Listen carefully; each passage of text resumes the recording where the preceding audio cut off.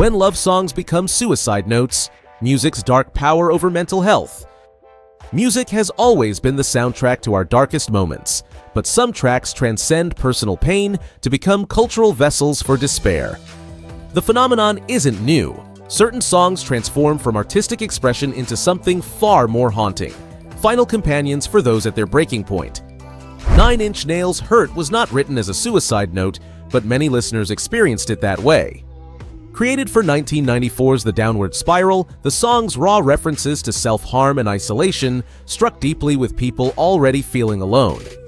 Lyrics about everyone disappearing in the end carried extra weight for vulnerable listeners, and Trent Reznor later admitted the track left him feeling too emotionally exposed, acknowledging its intense emotional impact.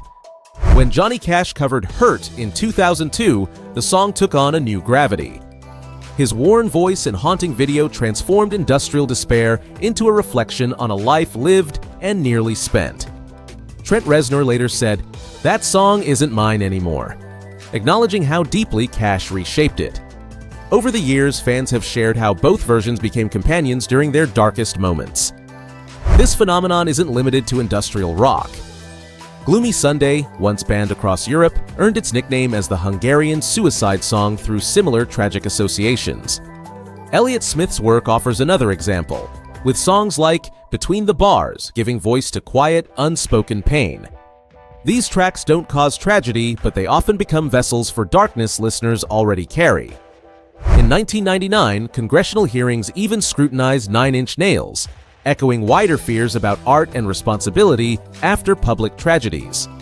Research since suggests these songs act as mirrors, not triggers, reflecting pain rather than creating it. Still, their power is undeniable, which is why crisis resources now often accompany such media. The real tragedy isn't that these songs exist, but that they resonate so deeply with human loneliness and suffering.